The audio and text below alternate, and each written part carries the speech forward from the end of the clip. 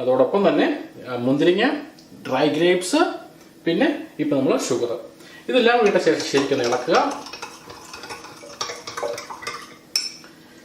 ശരിക്കും ഇളക്കിയ ശേഷം ഇനി നമ്മുടെ കീ ഇൻഗ്രീഡിയൻറ്റ് എന്ന് പറയുന്നത് നമ്മുടെ ഈസ്റ്റ്, അതായത് ഡ്രൈ ഈസ്റ്റ്. ഏത് കമ്പനിയുടെ ഈസ്റ്റ് ആണെങ്കിലും കുഴപ്പമില്ല, പക്ഷെ അത് ഡ്രൈ ഈസ്റ്റ് ആയിരിക്കണം എന്നുള്ള കാര്യം നിർബന്ധമുണ്ട്. ഡ്രൈ ഈസ്റ്റ് നമുക്ക് ഇതുപോലെ വലിയൊരു സ്പൂണാണെങ്കിൽ ഒരു 1/2 സ്പൂണോളം ഇടുക.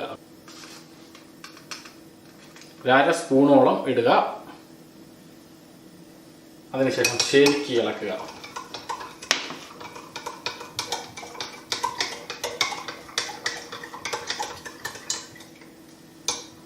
ശരിക്കും ഇളക്കിയ ശേഷം മാറ്റി വെക്കാം. ഇനി നെക്സ്റ്റ് നമുക്ക് വേണ്ടത് ഇതുപോലത്തെ ഉള്ളൊരു ചെറിയ ഇഴയുള്ള ഒരു ചെറിയ തോർത്ത് വെച്ച് നമുക്ക് ഇത് മൂടാം. അതിനുശേഷം റബ്ബർ ബാൻഡോ അല്ലെങ്കിൽ എങ്ങനെയോ എന്തെങ്കിലും സാധനം കൊണ്ട് ശരിക്കും ടൈറ്റ് ആക്കി കെട്ടുക. ഇതിന് ചെറിയ രീതിയിലുള്ള ഫെർമെന്റേഷൻ നടക്കുന്നുണ്ട്, അതുകൊണ്ടാണ് നമ്മൾ ഇങ്ങനെ ഇട്ടേക്കുന്നത്. ഇങ്ങനെ ആക്കിയ ശേഷം നിങ്ങൾ ഒരു കാരണവശാലും പിന്നെ ഇത് ഓപ്പൺ ചെയ്യാൻ പാടില്ല. നിങ്ങൾ എവിടെയെങ്കിലും റൂം ടെമ്പറേച്ചറിൽ കൊണ്ടുപോയി വെക്കുക. 24 മണിക്കൂറിന് ശേഷം നമുക്കിത് ഓപ്പൺ ചെയ്ത് നോക്കാം. നല്ല അട്ടിപ്പൊള്ളി മുന്തിരിക്കള്ളി എങ്ങനെയുണ്ട് എന്ന് നമുക്ക് ടേസ്റ്റും ചെയ്ത് നോക്കാം. റെഡി? അപ്പം നമ്മുടെ 24 മണിക്കൂർ കഴിഞ്ഞു. ഇപ്പം നമ്മുടെ മുന്തിരിക്കല്ലിൻ്റെ അവസ്ഥ എങ്ങനെയാണെന്ന് നോക്കാം. നല്ലൊരു ആകാംക്ഷ ഉണ്ടല്ലോ, എനിക്കും ഉണ്ടാക്കി. ഇതാണ് നമ്മൾ ഇവിടെ മാറ്റി വെച്ചിരുന്ന മുന്തിരിക്കള്ളിയുണ്ട്. നമുക്ക് അതിനെ ഓപ്പൺ ചെയ്യാം. ഓപ്പൺ ചെയ്ത് കഴിയുമ്പോൾ തന്നെ നല്ല സ്മെല്ല് നമുക്കായിരിക്കും. കാരണം വെച്ചാൽ നമ്മുടെ ഇട്ടേക്കുന്ന മുന്തിരിങ്ങ, അതായത് ഫ്രഷ് മുന്തിരിങ്ങയും അതുപോലെ തന്നെ നമ്മൾ അതിൻ്റെ ആഡ് ചെയ്തിരിക്കുന്ന ഉണക്ക മുന്തിരിങ്ങയോടെ കൂടെ സ്മെല്ല് ശരിക്കായിരിക്കും. അതോടൊപ്പം നമ്മുടെ ഈസ്റ്റും തേങ്ങാവളം എല്ലാം കൂടെ ആകുമ്പോൾ നല്ല അടിപൊളി ഒരു സ്മെല്ലാണ്.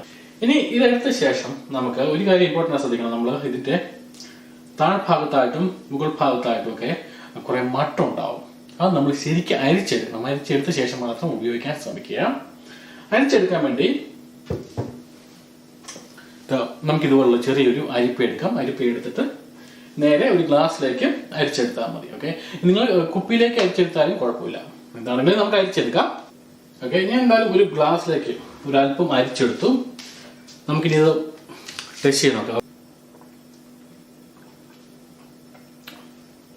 സൂപ്പർ.